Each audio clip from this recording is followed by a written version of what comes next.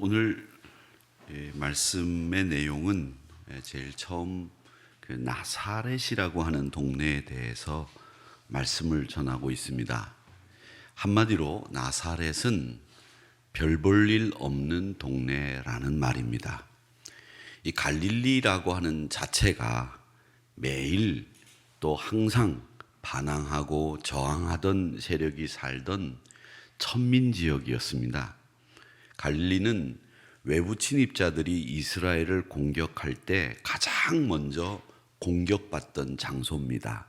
그래서 부자들이나 기득권자들이나 귀족들이 가서 그곳에서 살 이유가 없었던 곳이 갈릴리입니다. 그리고 그 갈릴리 가운데서도 가장 별 수 없는 동네가 나사렛이라고 하는 동네입니다.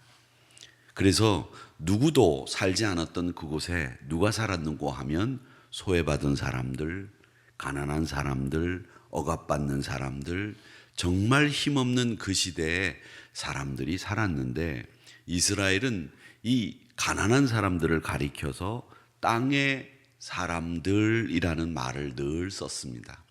땅의 사람들, 가난하다, 부자다 이렇게 표현하지 않고 이스라엘 사람들은, 가난한 사람들은 땅의 사람들 이렇게 불렀는데, 그 땅의 사람들은 아마 이 땅만 바라보고 살 수밖에 없는, 옆도 돌아볼 수 없을 정도로 여유가 없었던 사람이었기 때문에, 또 땅에서 나는 것을 겨우 먹고 살았던 사람이기 때문에 아마 땅의 사람들이라는 표현을 썼는지 모르겠습니다. 그러나 이 사람들은 땅과 같이 낮고 천한 사람들이라는 뜻도 됩니다. 이렇게 땅의 사람들만 살던 곳에서 예수님이 태어나셨다라고 하는 것이고, 오늘 말씀을 읽는 중에 줄기에서 난 가지를 이스라엘 말로 넷제르라고 부른다 그랬는데, 이 넷제르라고 하는 말과 나사렛이라고 하는 말이 동의어고 같은 뜻을 가지고 있다고 소개하고 있습니다. 그 넷제르는 줄기가 있으면 그 줄기에서 난 가지입니다. 그러니까 항상 누군가의 옆에 붙어 있어야 되는, 항상 누군가가 곁에 있어야만 살 수 있는 사람들. 우리가 얼마 전인가요? 유명한 영화 기생충이라고 하는 것이 있었던데, 그 기생충과 같이 숙주인 누군가에 붙어 있어야만 살 수 있는 존재들이 누구였느냐? 땅의 사람들. 누군가가 나를 도와주지 않으면, 누군가가 나를 거두어 주지 않으면 살 수 없는 사람들이 갈릴리, 나사렛 이 동네 사람들이었다라는 것입니다. 그래서 넷제르라고 하는, 나사렛이라고 하는 같은 의미의 단어가 그 지역 이름이었는데, 그곳에서 공교롭게 예수님이 자라신 거죠. 그곳에서 가장 천하고 낮은 곳에서 예수님이 성장하시고 목수일을 하셨던 겁니다. 그리고 그곳에는 가장 가까운 곳에 유명한 회당이 아직도 남아 있습니다. 성지순례를 가면 보통 평신도들과 함께 가면 그곳을 가지 않지만, 그곳에는 예수님 당시에, 꼭 예수님 당시에 회당이 남아 있고, 그 회당 바닥에 그 타일도 그대로 남아 있습니다. 그래서 순례하는 사람들에게 설명하는 분들은 이 타일은, 이 목재들, 이 회당을 지을 때 예수님의 아버지 요셉과 예수님도 아마 꼭 동원됐을 거다 이렇게 이야기를 합니다. 왜냐하면 어느 지역에 회당을 짓는다고 한다면 그 지역에 회당을 짓기 위해서 모든 사람이 다 동원됐기 때문에, 옛날 건축물은 모든 사람이 동원되지 않고서는 지을 수가 없었기 때문에 예수님도 그 회당 건축에 동원됐을 거다 그렇게 이야기를 합니다. 자, 그만큼 낮고 천한 사람들, 노동이 아니면 겨우 이 풀칠할 수밖에 없는 그런 사람들이 살던 곳이었다는 거죠. 그런데 여러분, 고향은 어떤 곳입니까? 그곳이 예수님의 고향인데, 제가 고향 그러면 생각나는 게, 어제 저녁에 설교 준비를 하다가 저희 집사람 앞에서 노래를 불렀습니다. 그 노래를 불렀는데 어떤 노래를 불렀느냐? 어떤 노래를 불렀겠습니까? 목사가 찬송가? 예? 나의 살던 고향은 어떻게 그렇게 잘 아시는지. 근데 그걸 어떻게 불렀느냐면 저는 나의 살던 고향은 꽃피는 산골 복숭아꽃 살굿꽃 아기 진달래 이걸 어떻게 불렀냐면 솔솔 미파솔 랄라솔 솔도미레도레 이게 생각이 나더라고요. 계음이. 그래가지고 어저께 그걸 이렇게 불렀어요. 근데 제가 그 노래를 왜 불렀느냐 하면 이 이은상 곡인데 고향의 봄입니다. 그것 말고도 고향을 노래하는 옛날 노래들이 많죠. 특히 옛날 요즘 뭐 보니까 트로트가 야단도 아니던데 그 옛날 트로트인데 그 트로트라고 하는 게 일본 엔카하고 비슷하지 않습니까? 근데 그 엔카를 좋아하는 사람들이 부르던 노래들 보면 이 고향에 관련된 노래들이 굉장히 많습니다. 근데 여러분 아십니까? 그 노래 가사들이 굉장히 시적입니다. 그 고향을 그리워하지 않는 분이 없다는 증거죠. 어느 목사님이 제가 잘 알던 목사님이셨는데 고향이 통진이라고 하는 곳입니다. 지금은 이북이고 38선이 그어졌을 때는 이남이었다가 휴전선이 그어지면서 이북이 된 곳입니다. 근데 강원도는 우리가 아는 것처럼 우리 한국군이 주둔하면서 6.25 전쟁 때는 우리가 이렇게 밑에 있다가 6.25 전쟁이 끝나고 이제 휴전선이 그어지기 전에는 막 이렇게 올라가지 않았습니까? 그렇죠? 이 서쪽은 미군이 있어가지고 휴전선이 빨리 그어지기를 기다리면서 그냥 그 자리에 있었지만 어떻게 해서든 휴전선이 그어지기 전에 우리가 한 치의 땅이라도 더 찾아야 된다고 우리 한국군이 차지하고 있었던 이 강원도는 막 위로 올라가려고 막 애를 썼던. 근데 그 중에서 이 통지는 못 찾았던, 수복을 못했던 동네였습니다. 근데 목사님이 고향이 그곳이에요. 그래가지고 항상 목사님은 1년에 아버님 생신이라든지 또 명절 때는 이 통진이 바라보이는 저 고성 통일전망대를 그 나이 드신 분이 꼭 갔습니다. 그리고 거기에 올라가면 고향이 어슴풀이 만원경으로 보였다는 거죠. 그래서 그 고향을 무척 그리워하셨습니다. 굉장히 많이 그리워하셨습니다. 고향이 마음속에 한켠에 자리 잡고 있어서 그게 늘 가고 싶은 곳으로 남아 있었던 거죠. 제가 세례를 받았던 제게 세례를 주셨던 목사님은 이 일사후퇴 때 사모님하고 아이들이 다 있는데 이번에 내려오는 중공군하고 뭐 인민군이 내려온다고 하는데 또 다시 미군이 분명히 지원을 받아서 올라올 테니까 다 이사 가기가 뭐하고 힘들고 그러니까 당신하고 애들은 집에 있어. 내가 금방 내려갔다가 나만 피했다가 올 테니까. 그리고 혼자서 내려오신 겁니다. 책보따리만 들고. 그리고는 휴전선이 그어져서 못 가셨어요. 이 목사님이 평상시에는 아무런 말씀을 하시지 않다가 돌아가실 때가 돼서 세브란스 병원에 입원하고 계시는데 저희 그때가 다 이제 막 청년이 됐을 때인데 같이 청년들이 목사님 병문안을 갔습니다. 그래서 목사님께 이제 기도를 해드린다고 했는데 창룡이 네가 기도해라. 그래서 제가 기도를 했어요. 근데 목사님 기도를 제가 해드리고 목사님이 이제 나중에 결국 돌아가셨지만 그 목사님이 기도를 하는데 제가 느낀 거예요. 그 목사님이 그 두고 온 자녀들과 사모님을 무척 그리워하셨다는 게 그때 옆에 서 있는 저에게 느껴졌어요. 그 고향에는 자기가 그토록 사모하고 그토록 사랑하는 이들이 있는 곳이고 그 고향은 자기가 어릴 때 뛰놀던 곳이고 그 고향은 그곳에서 내 많은 추억들이 묻혀 있는 곳이기 때문에 고향은 누구에게나 다 그리운 곳입니다. 이렇듯이 예수님도 고향을 무척 사랑하셨어요. 그런데 예수님이 그렇게 고향을 사랑하셨는데 갈릴리의 많은 지역 가운데 갈릴리에서 어떤 지역이 제일 많이 예수님이 사역하셨던 곳이었는가 하면 가버나움이라고 하는 곳에서 가장 많은 사역을 하셨는데 그 가버나움보다 사실은 중요한 사역은 이 나사렛에서 더 하시려고 마음을 먹고 계셨는데 오늘 고향에 가서 배척을 당하셨습니다.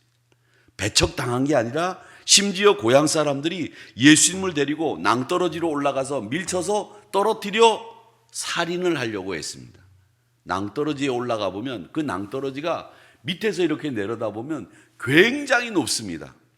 너무 높아서 떨어지면 뭐 죽는 건 고사하고 시신 찾기도 힘들 정도로 높은 곳입니다. 근데 그곳으로 예수님을 데려가서 밀쳐서 죽이려고 했다는 거예요. 이럴 수 있습니까? 고향 사람들이? 여러분 만약에 고향에 갔는데 고향 사람들이 내가 말 잘못했다고 데리고 올라가 가지고 죽이려고 한다면 그 다음에 고향 가고 싶겠습니까? 그런데 이 사람들이 그렇게 했다는 거예요.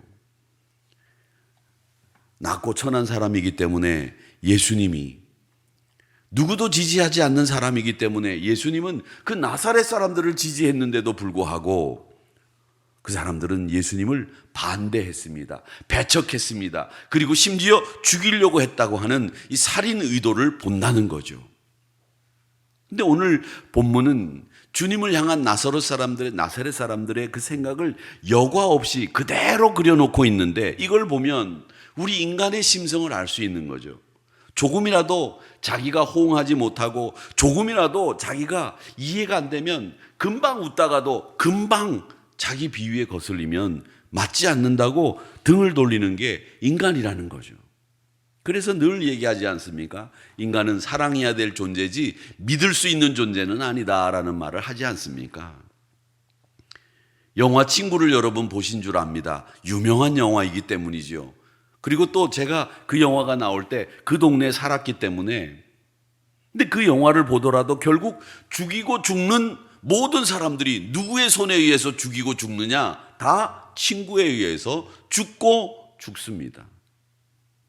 모두 그런 사람들은 평소에는 뭐라고 얘기하는 사람들이냐면 난 의리에 죽고 의리에 산다라고 말하는 소위 말하는 힘을 쓰는 깍두기라고 하지요. 깡패라고도 하지요. 그 사람들은 의리에 죽고 의리에 사는 사람들인데 다 누구 손에 죽느냐? 친구 손에 죽는 거예요. 그게 인간입니다. 그래서 가장 인간의 비열한 저 밑바닥을 보여주는 영화였죠. 그게 인간이라는 걸 보여주는 영화였죠. 심지어 인맥도 지연도 안 통하는 것이 사실은 인간의 마음입니다.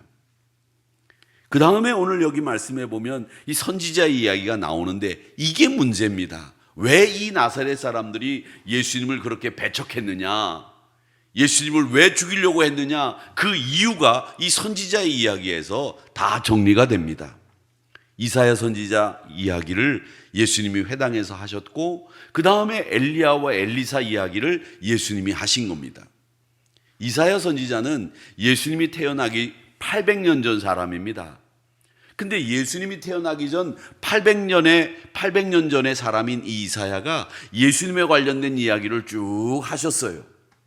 그리고 예수님은 엘리야와 엘리사 이야기를 한 겁니다. 엘리야 이야기는 사렙다 과부의 이야기를 하셨고 엘리사 이야기는 나만 장군의 이야기를 한 거죠. 근데 이 이야기가 다 어떤 이야기냐면 뭐냐? 이스라엘 사람들을 특별히 사랑한다는 이야기가 아니고 모든 사람에게 은혜를 베푸는 해가 왔다. 어떤 사람에게 은혜를 베푸느냐? 눈먼 사람들, 눌린 사람들, 가난한 사람들에게 하나님이 모두 해방시켜주는 은혜의 해가 왔다. 이걸 이야기하신 거예요. 자기들을 얘기한 게 아니라 자기들이 가난한 사람이면서도 자기들이 눌린 사람이면서도 자기들은 지금 눌린 사람이 아니라고 생각한 거죠.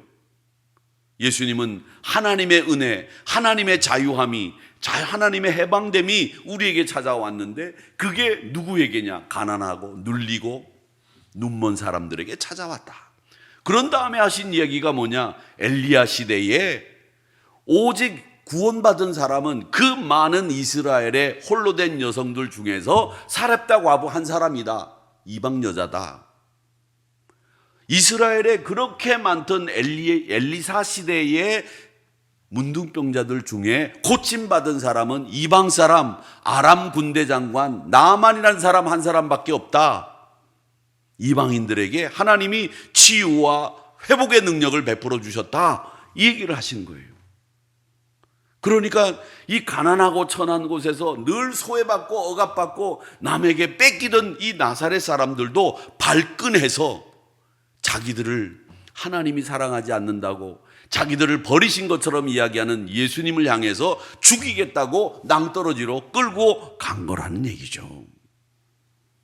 예수님의 사역이 그런 어려운 사람들을 위한 사역이라는 말에 격분했는데, 그것도 이방인들이라고 하는 사실에 격분한 이 나사렛 사람들을 보세요.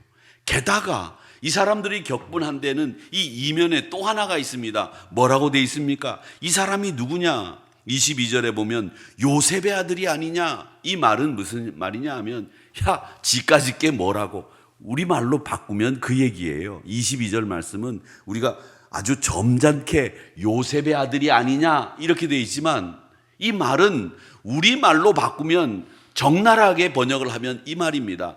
야, 지까짓 게 뭔데 대선지자 엘리야와 엘리사와 비교를 하면서 지가 뭐라고 이런 이야기를 해? 이겁니다. 지가 저 목수 요셉의 아들 가난한 놈, 그놈 아니냐? 그 누구네 집 아들 그놈인데, 아, 그까짓 게, 야, 어릴 때는 나한테 한 주먹거리도 안 된 놈, 그놈 아니야? 이 얘기예요. 얼마나 무시하는 얘기입니까? 얼마나 깔보는 얘기입니까? 그러면서 데리고 가서 지가 뭐라고 엘리야를 이야기하고 엘리사를 견주어 감히 이사야 선지자를 글을 읽더니만 참 지가 이사야인 줄 아네? 이러면서 데려가서 죽이려고 했다는 이야기가 오늘 본문 이야기입니다. 여러분, 그런데 오늘 예수님은 그 가운데에서 오늘 읽은 예수의 묵상의 길 29페이지에 보니까 꿋꿋이 지나가셨다 이렇게 되어 있습니다. 이 이야기를 하시고 난 뒤에 결론이 아무도 기대할 수 없었던 나무에서 새로운 가지가 움트는 일을 만드셨다고 합니다. 그렇습니다.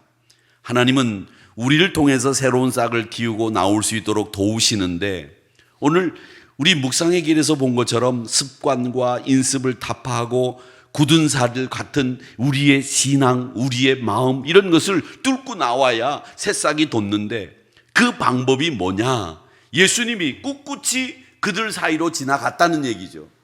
꿋꿋이 그들 사이로 지나갔다. 그래야만 우리가 인습을, 관습을 타파하고 새로운 움트는 새싹을 만들어낼 수 있는데, 예수님이 그렇게 할 수 있었던 이유에 대해서는 설명을 하지 않습니다.